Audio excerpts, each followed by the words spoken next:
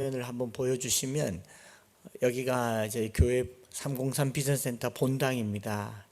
양쪽 화면에 여러분 얼굴이 다 볼 수 있도록 저도 보면서 하고 여러분들도 저를 보면서 할 수 있도록 화면에 뒀고, 이제 곧 코로나가 종식되고 방역 지침이 완화되면 이 현장에서도 하고 온라인으로도 하고, 하나님께서 온라인을 만들어 주신 것은 아마 현장에만 하시는 분들, 온라인을 못 하시는 분, 온라인으로 밖에 못 하시는 분들을 위해서 코로나를 통해서 새로운 길을 여셨다고 믿습니다. 그래서 대구, 경북 인근에 계신 분들은 목요일날 여기 오셔도 직접 강의를 들으실 수가 있고, 그리고 앞으로도 온 오프라인이 병행해서 되면 더 많은 사람이, 이번이 아마 160분 정도가 등록하셨는데 앞으로는 더 많은 사람들이 온라인으로 오프라인으로 대면으로 동시에 할 수 있을 것이라고 믿습니다. 각자 댁에서 받으시겠지만 오리엔테이션은 나중에 광고 때 조금씩 섞어서 하도록 하고요. 암송 노트가 새로 나왔죠. 이전에 있던 것들이 이걸로 바뀌어서 너무 예쁘게 나왔고 얇게 나와서 아주 들고 다니기도 좋아서요. 여러분 계속 가지고 다니면 1, 2단계 암송할 수 있을 것 같고, 오늘은 2단계 암송 학교 강의를 제가 하도록 하겠습니다. 엄마와 함께하는 말씀 암송 교회 교육. 저는 1단계에서 파워포인트를 보시면 1단계에서 그 쉐마에 대해서 말씀 암송 자녀 교육, 이스라엘아 들으라 라는 말씀, 우리 하나님 여호와는 오직 유일한 여호와이시니, 이 말씀을 가지고 강론을 했었더랬습니다. 잠깐 복습을 하는 거죠. 혹시 1단계 못 들으신 분들은 1단계 다음에 다시 1단계 4기 온라인이 오픈될 때 그때 강의를 들으시면 되고요. 그때 이제 이 신명기 말씀 슈마 이스라엘 아도나이 엘로헤누 아도나이 에하드, 이 본문 말씀을 가지고 하나님은 말씀하시고 우리는 들을 때 하나님은 우리 하나님이 되고 우리는 그의 백성이 된다라는 것, 세상이 만들어졌을 때도 하나님의 입에서 나오는 말씀으로 만들어졌다. 요한복음 1장에도 나와 있지 않습니까? 그렇게 말씀을 드렸고, 그래서 이스라엘 백성들은 그 메주자라고 해서요, 이 쉐마의 말씀을 어디든지 들어가는 입구에 문설주와 바깥문에 붙여두었습니다. 여기는 이스라엘에, 예루살렘에 있는 이스라엘 박물관에 각양 여러 가지 모양의 문설주들을 전시해 둔 곳이에요. 여러 가지 모양으로. 심지어는 2차 대전 때 독일이 유대인들을 학살할 때 유대인들을 잘 찾아낼 수 있었던 이유가 뭐냐면, 그 박해받는 중에도 문설주에 이 쉐마를 경문으로 적어놓은 메주자를 떼지 않은 겁니다. 모양을 다르게 해서 조금 헷갈리게 할 수는 있는데 항상 유대인들의 집에는 명패가 아닌 쉐마의 문패가 달려 있었다라는 거죠. 그래서 들어갈 때 이것을 붙들고 들어가고 자동문 누르듯이 이것을 누르고 들어오는데, 제가 하나 저희 교회에서 가지고 있는 걸 보여드리면 이렇습니다. 제 얼굴을 보여주시면 여기 조그마하죠, 그죠? 조그마한데 요게 이제 제 목양실 문에 들어가는 쉐마 메주자인데 이렇게 붙여놨는데, 이걸 열면 여기 안에 뭐가 있냐면요, 조그만하게 이렇게 돌돌만 종이가 있어요. 여기가 신명기 말씀이 여기 이렇게 기록되어 있는 겁니다. 그래서 이스라엘 백성들이 그 대량 학살 중에서도, 박해를 받는 중에서도 말씀이 우리의 생존의 이유라는 데 대한 아주 투철한 생각들을 가지고 살았다라는 겁니다. 우리가 말씀 암송을 하는 것은 단순히 몇 절을 암송하느냐가 아니라 말씀이 우리에게 있어서 생명 같다라는 것을 인식하는 거죠. 그래서 그게 안에 보면은 이렇게 화면에, 파워포인트 화면에 보면은 이렇게 경문으로 펼쳐져 있는 이 신명기 말씀이죠. 슈마 이스라엘 아도나이 엘로헤누 해서 신명기 6장 말씀이 그렇게 기록되어 있고요. 그래서 저희 교회 아이들에게도 이것을 메주자처럼 만들어서 집에 하나씩 걸어두고 나는 하나님의 말씀을 듣겠습니다 라고 했던 강의, 또 손목에 메어서 팔찌도로도 나와 있죠. 이스라엘 같은 이런 걸 팔더라고요. 그리고 1단계 때 말씀드렸습니다마는 그 이영희 교수님의 말씀 암송 책, 이제 우리 4주차 때 강의하실 텐데 그 책에 보면은 유대인들의 말씀 암송 실전, 큰 소리로 낭송하라, 소리를 내서 암송해야 된다는 것과 몸을 앞뒤로 흔들어서 움직이면 혈액순환에 도움이 된다는 것, 그리고 올리브유에 구운 달걀, 이 약간 이 미각, 우리 개신교에는 이제 냄새가 없죠. 가톨릭이나 절에는 향을 피우죠. 그런데 구약의 레위기에 보면 향기로운 냄새, 유향, 기름이라는 것들이 있지 않습니까? 그래서 어떤 특정한 냄새를 통해서 말씀 암송으로 뇌의 스위치를 전환시키는 기능을 하는 것, 그리고 대화하면서 질문하는 것, 집단으로 암기하는 것, 이해와 암송을 위해서 반듯하게 쓰는 것, 말씀을 지키기 위해서 행동하는 것. 그래서 이 행동이 목표가 아니라 말씀을 계속 행동함으로 말씀을 지키는 겁니다. 그런 우리는 이제 말씀을 암송을 해서 말씀대로 사는 것을 얘기하지만 유대인들은 반대로 생각해요. 말씀대로 살아야 말씀이 내 마음에 암송된다라는 겁니다. 우리나라 초대 맹인 전도자였던 백사겸 씨는 시각을 잃어버렸기 때문에 말씀을 아들로부터 들어서 외웠다고 그래요. 그런데 들을 때마다 외워지지가 않으니까 외우려고 행동했다고 합니다. 말씀을 마음에 새기려고 행동한 거죠. 영원학 장로님께서 조금 전에 강의하신 내용도 그런 걸 겁니다. 말씀이 너무 좋아서 그것을 암송하려고 하니 실천할 수밖에 없더라. 이게 암송의 핵심이었다라는 거 이제 1단계 때 말씀을 드렸습니다.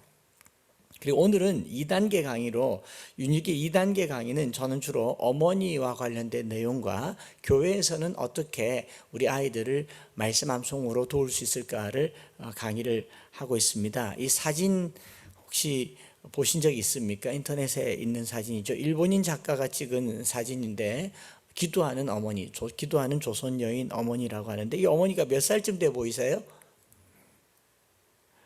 등에 업힌 아이나 앞에 무릎 꿇은 아이로 봤을 때는 30대, 많아도 40대 이상 되진 않을 어머니입니다. 우리 한국교회는 이런 어머님들의 기도와 눈물로, 그리고 그 후손들이 지금 교계의 지도자가 되고 장로님들이 되고 훌륭한 리더들이 된 것이죠. 그리고 그 다음 사진을 보면 어떤 단체 사진, 평양 부흥운동이라든가 어느 단체 사진에서도 항상 여성들이 제일 앞에 있는 모습들을 더 많이 보게 될 거예요.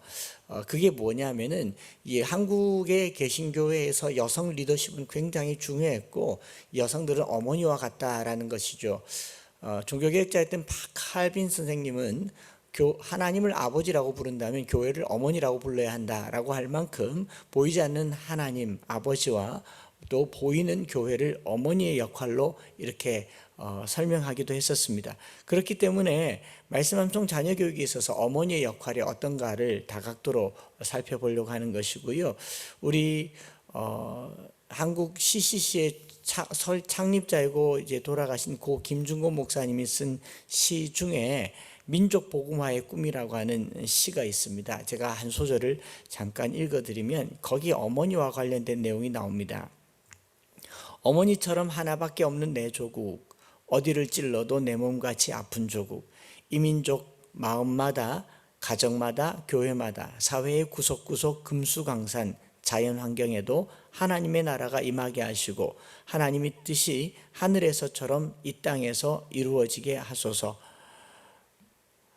이 땅에 태어나는 어린이마다 어머니의 신앙의 젖줄, 기도의 젖줄, 말씀의 핏줄에서 자라게 하시고 집집마다 이 집의 주인은 예수님이라고 고백하는 민족, 두메마을 우물가의 여인들의 입에서도 찬송이 터져 나오게 하시고 한 손에는 복음을 들고 한 손에는 다른 한 손에는 사랑을 들고 지구촌 구석구석 누비는 거룩한 민족이 되게 하소서. 우리가 복음성가로 많이 부르던 노래에 이 노래에 어머니 같은 조국이라고 합니다. 조국을 어머니 같은 조국이라고 하죠. 그래서 세대를 이어갈 때 가장 중요한 역할을 누가 하느냐? 어머니라는 겁니다. 오늘 이 사회에 동성애라든가 이 양성평등 문제로 말미암아 이슈가 크게 되고 있는데 그 이슈에서 다루지 않고 있는 게 뭐냐면 이 다음 세대거든요. 아무리 당사자들이 자신의 어떤 성적인 정체성이나 기호를 말한다 치더라도 다음 세대는 어떻게 할 것인가, 생산할 수 없고 출산할 수 없고 양육할 수 없는 그것에 대해서 아무도 책임지려고 하지 않을 때에 성경은 어머니의 역할이 아주 중요하다라는 것을 곳곳에서 얘기하고 있고요. 가장 먼저는 아담과 하와가 타락한 바로 그 순간에 하나님은 이 하와에게 이렇게 말하죠. 아담은 하와를 통해서 하나님께 당신이 내게 준 저 여자가 내게 그랬다 이렇게 말하기도 하지만 성경에서는 그 여자에게 구원의 희망을 줍니다.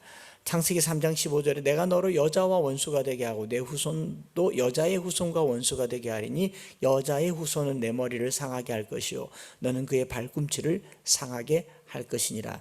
예수 그리스도를 두고 하는 말이지만 예수 그리스도가 몇십 세대를 거쳐서 나기까지 제일 중요한 역할을 하는 것이 누구냐? 어머니라는 것입니다. 어머니가 없으면 아무리 훌륭한 아버지라도 자식은 없기 때문입니다. 그래서 자녀를 출산하고 양육하는 이 일에 어머니의 역할은 성경 곳곳에서 중요하고요. 열왕기서를 읽어보면 열왕기서에서 많은 부분에 왕들을 소개할 때 왕들의 아버지가 소개되지 않고 왕들의 어머니가 소개되며 어머니의 가문이 소개됩니다. 누가 왕이 되었더라? 그의 어머니는 누구였더라? 그의 어머니는 누구의 딸이었더라? 이 어머니가 이제 훌륭한 가문의 어머니이거나 신앙적인 가문의 어머니이면 그 아들은 필시 훌륭한 아들로 기록되고 있습니다. 그런데 아버지의 역할과는 크게 상관이 없더라라는 겁니다. 여기 대부분 어머님들이 계시니까 아버님들은 좀 양해하시고 들으셔도 될 겁니다. 남편은 이름 그대로 남의 편인 듯 합니다. 그렇게 도움이 안 된다라는 말이겠죠. 그래서 성경의 열왕들 중에서 어머니 중에 가장 패역한 어머니가 누구냐? 이세벨이죠. 이 세상을 베린 여자. 아합에게 시집 와서 아합 왕을 완전히 그 바알 우상 숭배하게 만들었고 자기 딸을 남쪽 유다에 시집 보내서 남쪽 유다까지 장악하려고 했던 무서운 여인이죠. 여인이 마음만 먹으면 신앙도 어긋나게 할 수 있다라는 겁니다. 신명기 17장에 보면 하나님께서 이스라엘에게 왕이 필요할 때 왕에게도 이렇게 말하죠. 아내를 많이 두지 마라. 이유가 뭐냐? 그 아내 많이 왜 이방에서 들여온 그 많은 아내들로 말미암아서 그들이 섬기는 우상 숭배를 왕이 할까 두려워한다라는 겁니다. 그래서 아내가 섬기는 신에게 남편은 항상 넘어질 수밖에 없는, 그래서 어머니의 존재가 중요하고요. 이것은 좀 여담이긴 하지만 창조 질서를 봐도요, 하나님께서 남자와 여자를 지었을 때 이 천지를 엿새 동안 지으시고 엿새 동안 매일같이 하나님은 좋았더라 보시기에 좋았더라라고 하셨는데 마지막이겠죠. 처음으로 보시기에 좋지 않았던 창조새 피조물이 하나가 있었습니다. 창세기 2장에 보면 남자가 독처하는 것이 좋지 않으니 옳지 않으니 로토브란 말을 씁니다. 하나님의 피조물 중에 남자는 그 존재 자체로 하나님께 만족이 되지 않은 불완전체다라는 것을 얘기하고 그를 위해서 돕는 배필인 아내 하와를 통하여서 비로소 보시기에 심히 좋았더라라고 하는 거죠. 여러분들은 이제 남편에게 꼭 얘기를 하셔야 돼요. 당신의 완성은 나다.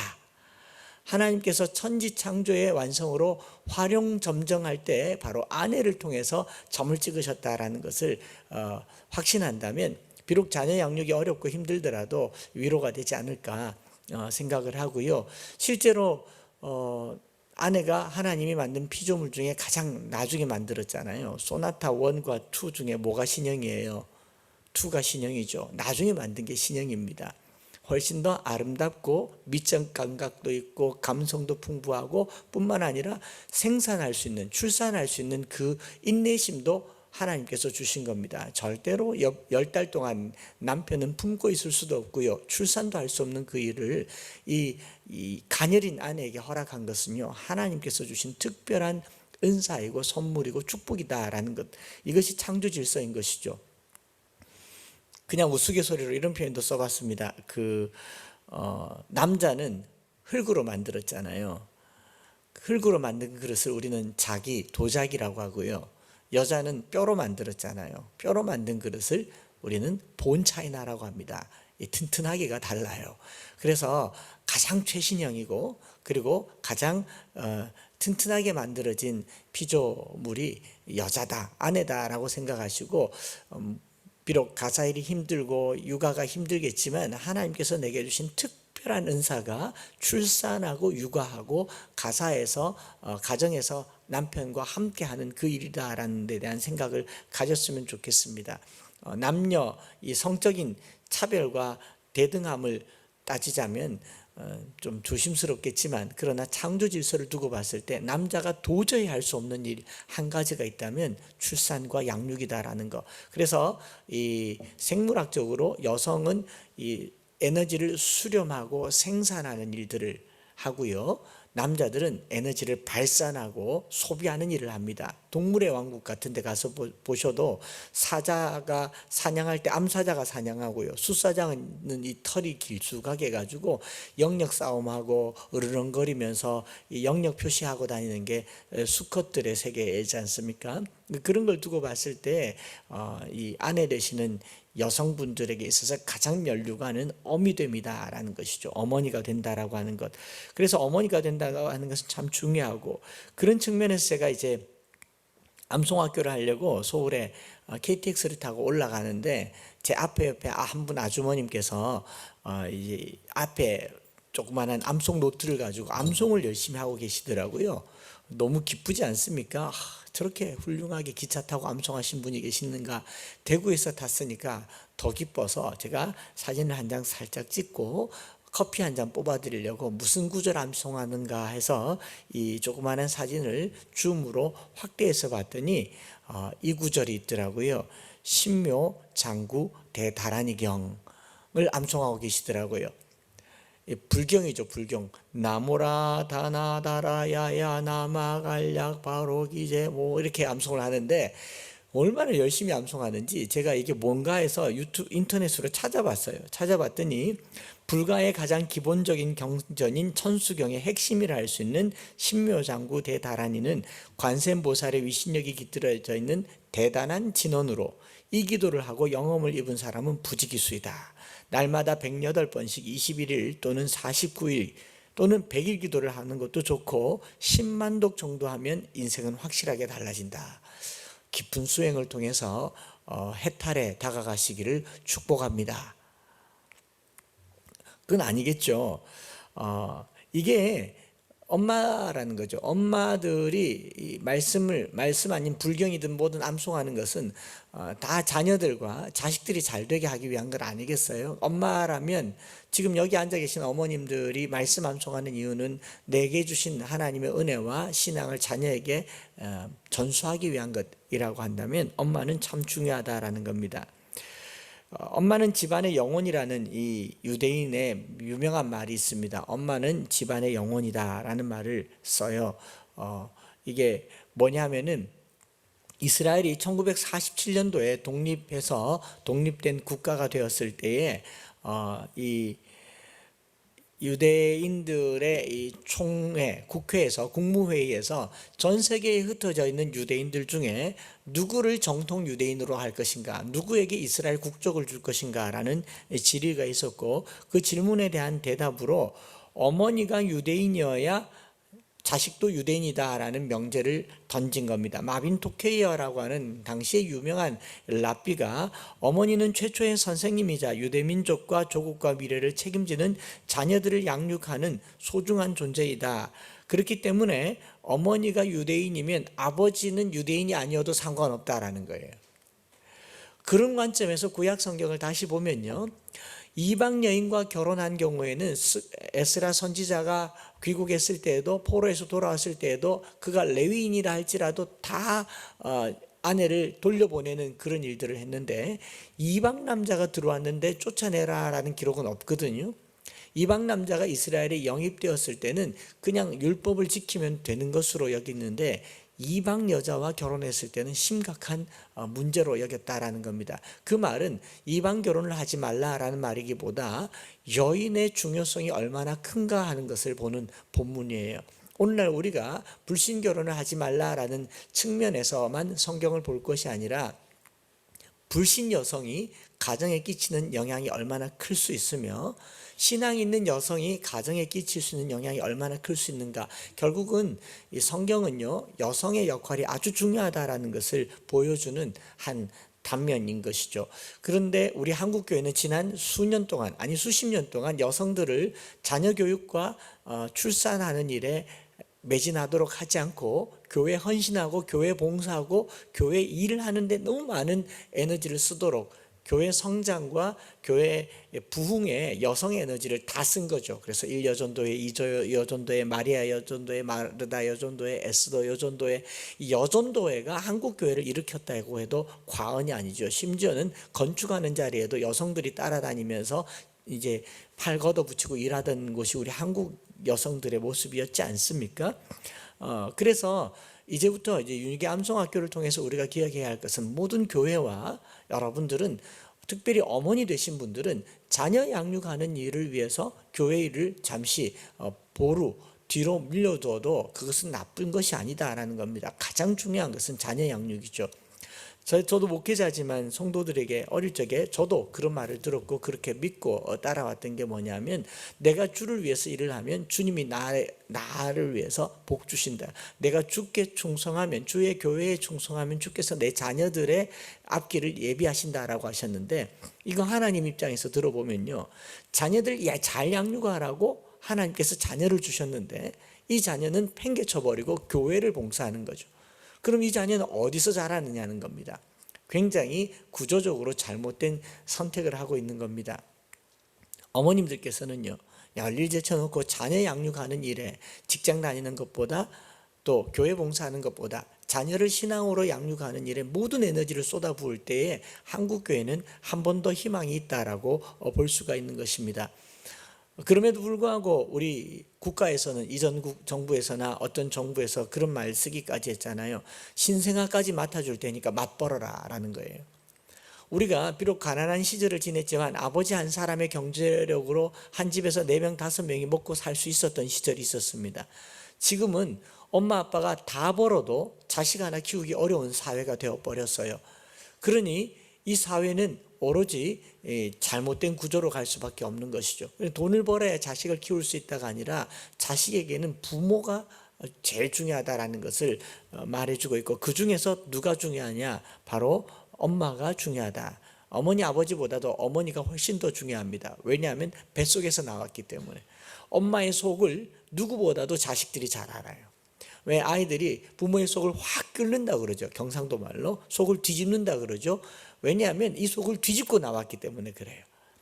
그러니 그 아이들의 정서는 엄마와 자녀들 간의 깊은 이 본딩, 깊은 관계가 있는데, 그 관계를 위해서라도 어머님들은 아주 중요한 순간, 골든타임이라고 할까요? 크루셜 타임이라고 할까요? 그 순간만큼은 어머님들이 자녀들과 함께 말씀 심어주는 일에 최선을 다하기를 바라는 것이죠. 그래서 저희 교회에서는 완 모임이라고 해서 우리 장로님께서 세워주신 와이즈 마더스 클럽이라고 하죠. 와이즈 마더스 클럽이라고 해서 엄마들이 지금은 코로나 때문에 많이 모이지 않지만 이제 다시 한 달여쯤 전부터 해서 다시 모임이 이제 서서히 시작되고 있습니다. 그래서 적극적으로 백신도 맞고, 대구는 코로나가 창궐했던 시작점이기도 하지만 이제 최대한 빨리 극복하기 위해서 이제 다시 준비하고 있는데, 이런 엄마들의 모임이 계속 진행되고 있고, 그런 엄마들의 모임을 하는 것을 중요하게 생각하고 있습니다. 그 다음 사진들을 쭉 보면, 우리 한국이 아주 가난하던 시절에도, 6.25 전후 시절에도 어디를 가나 모임을 가면 엄마들이 모여 있습니다.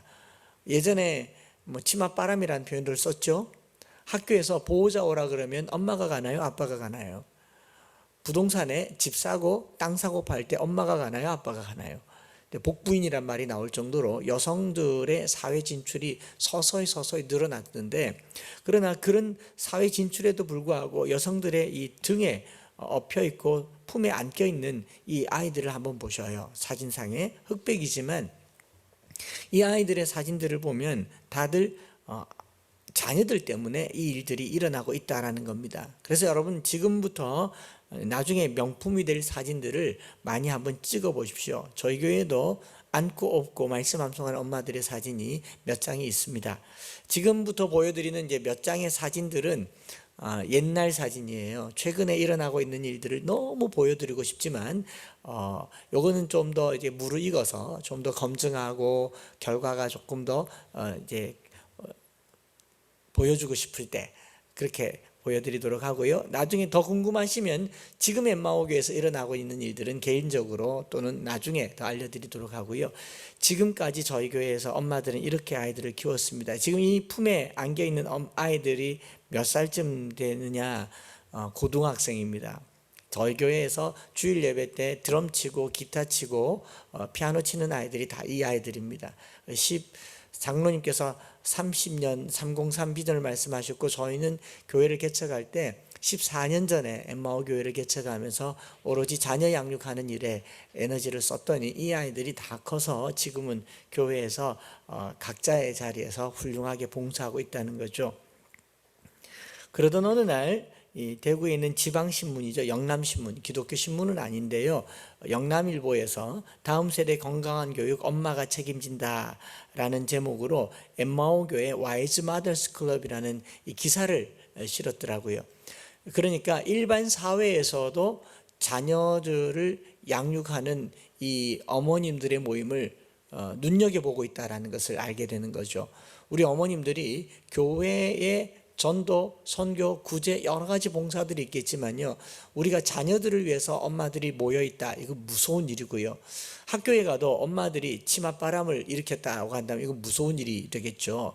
근데 신앙의 무서운 이 신앙의 치맛바람은 바로 엄마 모임이다라는 것을 기억하면서 C채널에서 저희 엄마 모임에 대해서 광고가 나간 영상이 나간 것 일부를 잠시 보고 계속 진행하도록 하겠습니다. 이른 아침부터 교회는 어수선합니다. 어린아이의 모습도 보이고 엄마들도 보이고 대구 엠마오 교회의 또 다른 자랑 부모들의 모임인가 봅니다. 분주한 준비가 끝나고 그들은 둘러앉아 말씀을 암송하는데요. 매주 수요일 아침이면 학부모들을 위한 모임을 가집니다. 와이즈 마더스 클럽이라는 모임인데요. 참석자들은 줄여서 왬 모임이라고 부릅니다. 오래돼가지고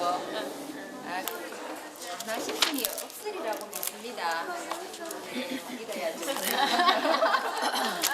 말씀 암송이 끝나면 소그룹 모임이 시작되는데요. 됐습니다. 세 번 할게요. 시작. 우리가 지금은 거울로 보는 것 같이 희미하다. 그때는 지금은 내가 이제 엄마들은 이번 주 암송할 성경 구절들을 함께 암송해 봅니다. 큰 사랑이 없나니 어린아이와 같다가 내가 내 안에 거하고 내 말이 너희 안에 거하면 어린아이와 같고 깨달은 것이 어린아이와 같고 주 안에서 항상 이기 감찰수 명나 명령으로 이 말씀은 곧 하나님이시니라. 2절 그가 진지하게 하나님의 말씀을 암송하는 모습은 본인의 마음을 따뜻하게 하는데요. 아이들을 키울 때만큼이나 하나님의 크신 은혜가 필요한 순간은 없겠죠. 성경 말씀 암송을 마친 뒤엔 말씀을 통해 느낀 점이나 묵상 부분들을 서로가 진실하게 나누게 되는데요. 말씀에 비춰서 자신들의 삶을 이야기하고 기도 제목을 나누다 보면 위로와 도전을 받습니다. 아이들을 교육하는 것에서 부모의 역할은 매우 중요합니다. 부모가 바른 마인드를 갖고 있어야 아이들도 바르게 자랄 수 있다고 생각한 한창수 목사와 대구 엠마오 교회 성도들은 다양한 모임과 프로그램을 통해 부모들을 훈련시키고 있습니다. 하나님께서 나에게 생명으로 주신 이 자녀들이 사회와 학교와 세상에 나가기 전에 기본적으로 배워야 될 소양은 다 가정에서 시작하는데 가정에서 부모님들이 자녀에게 해줄 수 있는 게 뭘까? 그저 밥 먹여주고 잠재워주고 좋은 학교 또 좋은 교회 찾아주는 게 부모의 일일까? 아니면 실제로 부모가 교육을 하는 게 주일까 해서 부모 교육을 하기 시작했고요. 그리고 부모라면 이 정도는 할 수 있다라고 하는 것을 이제 첫째로는 내가 어떤 부모인지, 부모로서 나는 어떻게 해야 하는지, 그리고 뭐 다들 경험해 봤겠지만 출산이 결코 쉬운 일이 아니지 않습니까? 생명을 걸고 생명을 출산했는데 이 보배 같은 아이들을 다른 데 맡기는 것은 건강하지 않다라는 생각이 들어서 부모 교육을 많이 강조하는 편입니다. 이 모임을 통해 엄마들은 아이를 낳고 부모로서 겪는 어려움을 해결할 수 있습니다. 특히 나이가 어려 아이들을 키우는 것에 서툴러 힘들어하는 초보 엄마들에게 큰 위로가 됩니다. 또한 아이들을 성경적인 가치관을 통해 올바르게 양육하는 노하우들을 전수받으니 얼마나 좋을까요? 네, 오늘날 이제 자녀 교육이라고 하면요, 좋은 교육기관, 사교육이라고 하죠. 좋은 학교, 그리고 좋은 교회, 부모님들이 찾아서 그 정보를 따라서 찾아서 집을 옮기거나 아니면 경비를 들여서 아이들을 잘 위탁하면 아이들이 잘 클 것이라고 하는 대안학교, 국제학교, 기독교 학교, 사립학교, 이게 교육이라고 생각한다면 저와 여러분들은 열심히 돈을 벌어야 됩니다. 돈을 버는 게 맞고요. 그런데 이 자녀들이 무엇이든지 흡수하고 습득할 수 있는 좋은 에너지를 가지고 있는 이 에너지에 부모가 가지고 있는 가장 좋은 것을 넣어줘야 되는데, 우리 부모님들은 오랜 시간 동안 나는 부족하다라는 생각, 나는 알지 못한다라는 생각에 또 다른 전문가를 찾아가죠. 요즘 TV에 나오는 오은영 박사님 같은 전문가의 말을 계속 들으면서 들으면 들을수록 엄마 아빠는 어떤 생각을 갖게 됩니까? 나는 부족해, 나는 뭘 못해, 나는 잘못하고 있어. 자존감, 자긍심에서부터 모든 게 흐트러지는데, 엄마가 가지고 있는 가장 위대한 무기는요, 천지를 창조하신 하나님의 말씀입니다.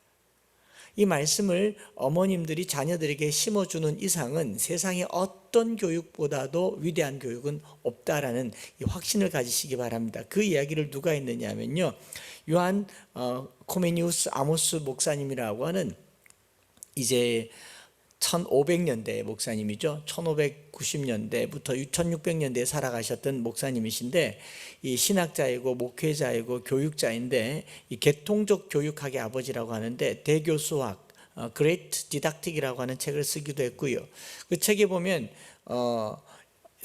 인간은 누구인가? 하나님의 형상이다라는 말을 썼죠. 신앙인으로서, 사회인으로서 올바른 성장을 위해서 교육을 해야 되는데 신앙교육이 가장 우선이다라는 말을 남기기도 했고요. 그러면서 이제 계통교육으로 태교학교, 엄마학교, 일반학교, 사회학교, 여기서 이제 공립학교나 사회학교로 보내기 전에 뱃속에서 엄마가 10개월간 데리고 있고, 그리고 유아 시절에 아이들과 엄마랑 함께 있는 이 시간을 중요하게 여겨서 이 코메니우스 목사님은 이 어린아이들은 하나님의 값진 선물이자 귀중한 보배이므로 소중히 다루어져야 하고 성실하게 보호받아야 할 가치가 있는 존재, 아동 인권이라든가 폭력이라든가 여러 가지 이슈가 되는 시대에 인간이 피조세계에서 하나님과 동력자가 되게 하려고 자녀를 주셨으며, 이 아이들에게 최대한 신앙과 하나님을 경외하는 마음을 갖도록 해야 한다라고 말합니다. 하나님께서 당신이 직접 교육하지 않으시고 우리 어머님들에게, 아버지들에게 이 아이를 맡기신 것은요, 동력자가 되는 길입니다. 하나님과 우리가 함께 할 수 있는 일이 바로 이 일이기 때문에 가장 위대한 일이죠. 여러분, 동업자로 하나님 가지시기 바랍니다.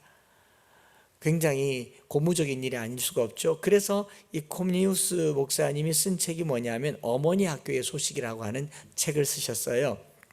아주 얇은 책인데 이 어머니 학교의 소식은 바로 어머님들을 어떻게 자녀 교육을 하도록 도와줄 수 있을까를 쓴 가벼운 책이지만 중요한 내용들을 담고 있습니다. 거기 보면 어떻게 올바르고 합당하게 하나님을 영화롭게 함과 아이들을 구원에 이르도록 가르치고 훈련할 것인지를 알려주는 명확한 소식.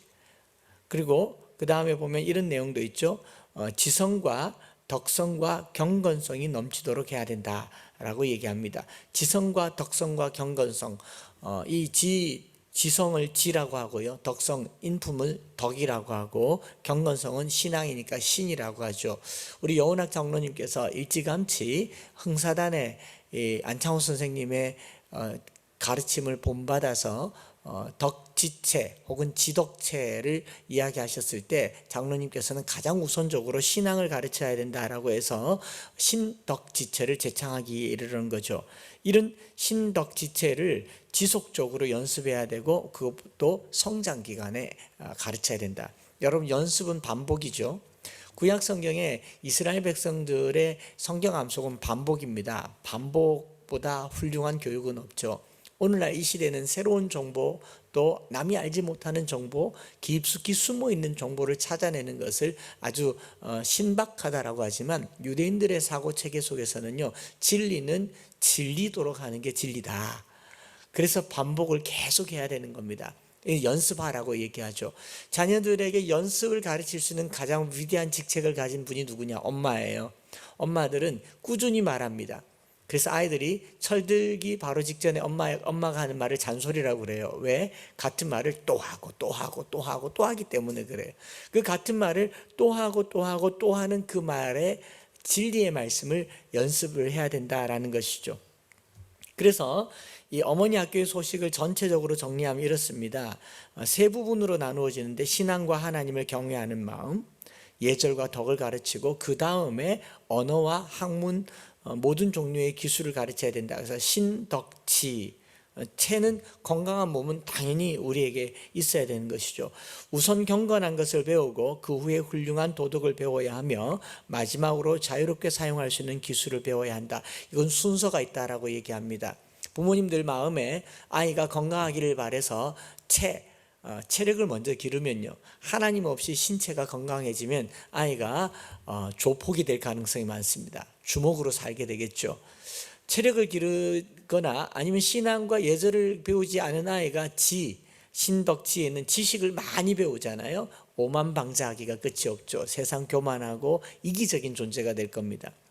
그런데 신앙 말고 예절 바르면 어떨까? 예절을 먼저 가르치는 거예요. 사람다워야 된다고 해서 예절과 예도를 충분히 가르치면요, 무신론자가 됩니다. 왜냐하면 자기 도덕에 빠져서 하나님 없이도 살 수 있다라고 믿기 때문에 그래요.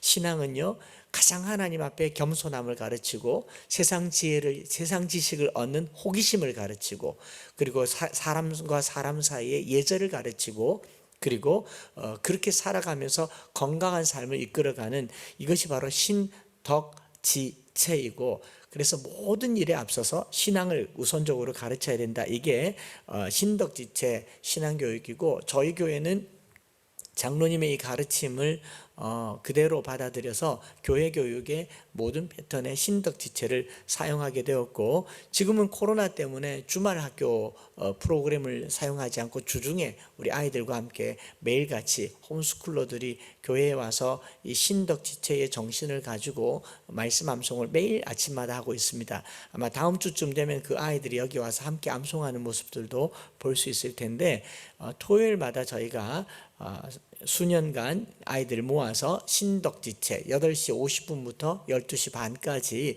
1교시는 신앙, 2교시는 덕성, 3교시는 지식, 독서와 4교시는 체, 공동체 훈련이라든가 여러 가지 것들을 하면서 아이들과 함께 보냈던 사진, 이거 거의 10년 다 돼가는 사진인데요. 10년까지는 안 됐지만 이 아이들이 지금 이제 교회에서는 아주 잘 자라고 있다는 것, 사진 몇 장 보면서 강의를 이제 좀 마무리할게요. 이게 대면 강의는 좀 시간을 길고 많은 정보를 줄 수 있지만, 비대면 강의는 기본적인 내용들을 중심으로 가고요, 암송에 좀 더 집중을 하고, 카톡으로 필요한 자료나 사진들, 또 화질이 떨어져서 못 본 사진들은 카톡으로 계속 공유를 할 거고, 또 이 단톡방에 들어와 계신 분들은 제가 다른 곳에서 강의한 내용들이나 필요한 내용들을 계속 꾸준하게 공유를 할 거고, 우리 또 함께 하신 최형기 목사님이나 강동현 목사님 교회에서도 어떤 일이 일어나고 있는지를 꾸준히 보여드릴 겁니다.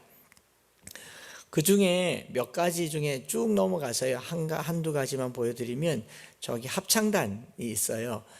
토요일마다 모여서 아이들과 함께 신덕지체를 하고, 왜냐하면 초등학교 한 3학년 4학년쯤 되면 부모가 핸들링 하기 굉장히 어렵습니다. 말도 잘 안 듣고 이른 사춘기를 보내기도 하고, 그래서 초등학교 3, 4, 5학년쯤 되면 이제 공동체, 단체가 생활하기 좋기 위해서 합창단을 만들어서 창단해서 303 비전 꿈나무 합창단이 지금 서울과 대전은 코로나 때문에 조금 주춤돼 있지만 대구에서는 여전히 활발하게 활동을 하고 있고요.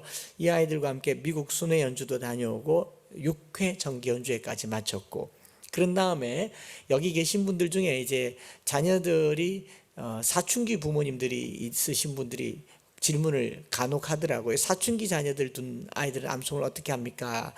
그래서 제가 여러 번 고민을 하고 질문에 대답을 하면서 하나님이 주신 지혜를 깨달아 봤습니다. 사춘기 된 아이들은 잠시 쉬어 가십시다.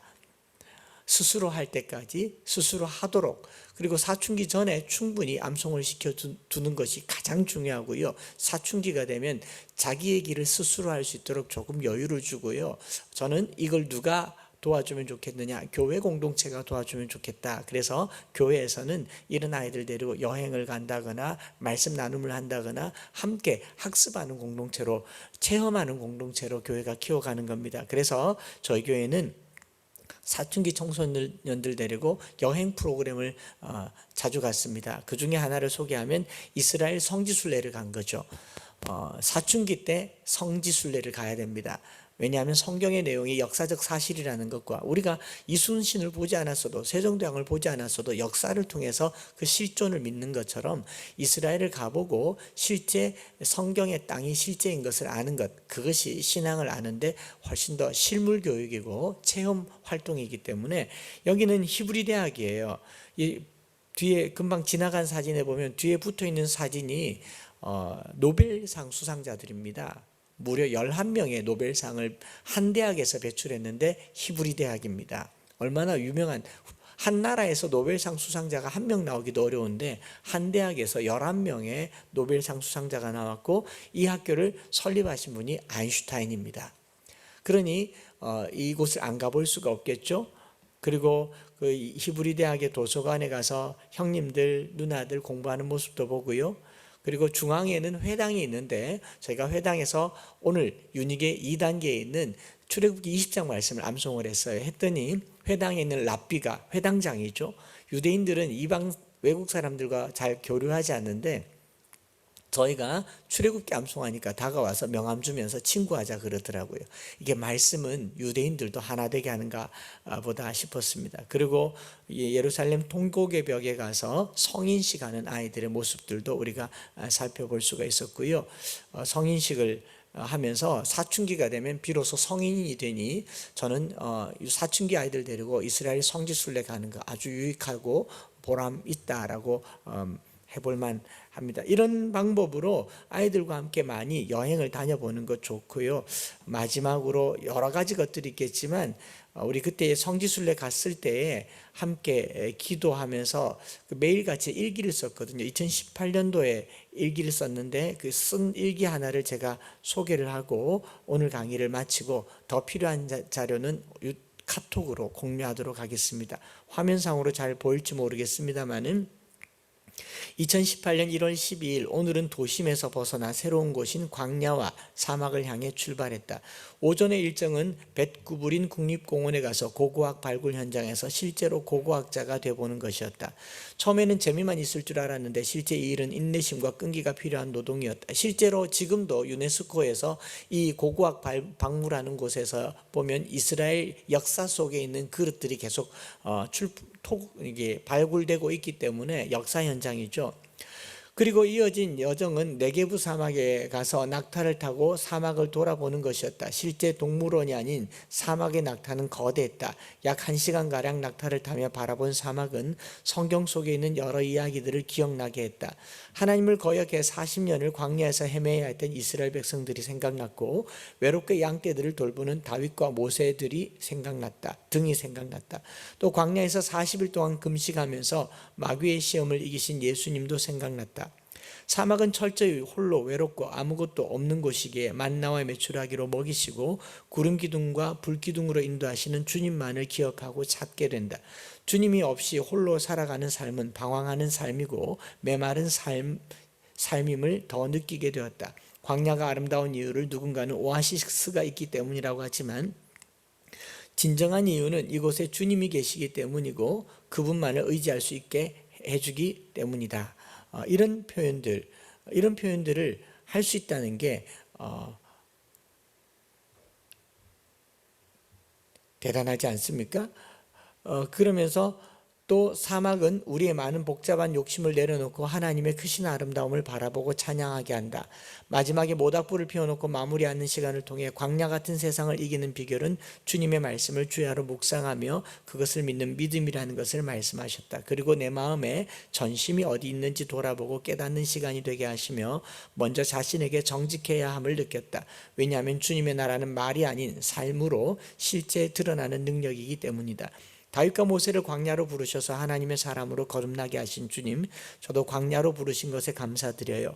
앞으로 저의 인생에 예수님을 제대로 알게 해주시고 주님을 전부로 믿는 믿음을 주세요. 예수님의 이름으로 기도드립니다. 아멘. 화면은 여기까지 보도록 하고요. 이 아이는 온누리교회에 다니는 김태현이라고 하는 아이입니다. 어머니와 아버지가 함께 이 이스라엘 선교순례 갔는데 약간의 장애가 있어요. 장애가 있어서 이런 생각을 한다는 것도 상상하기가 어려운데 매일 감동적인 일기를 쓰면서 고등학교를 졸업하고 지금은 한양사이버대학에서 학기를 무사히 잘 지내고 있는데 보는 것도 기적인 그런 아이의 모습을 잠깐 소개했습니다. 사춘기 넘어서 청년대학에 이르기까지 다양한 방법으로 다양한 시도로 자녀들이 말씀에서 떠나지 않도록 교회와 어머니들은 힘을 써야 되겠다라는 것을 말씀을 드리면서 이제 바로 암송 실전으로 넘어가려고 하는데요. 꿈나무송 맘송을 같이 찬송하면서 박정숙 팀장님 모시면 되겠죠. 자, 여기서 하니까 직접 실시간으로 반주하면서 그렇게 찬양하도록 하겠습니다. 우리 대구 인근에 계신 분들은 목요일날 여기 오셔서 아이들 데리고 오셔서 함께 찬양하셔도 좋을 것 같습니다.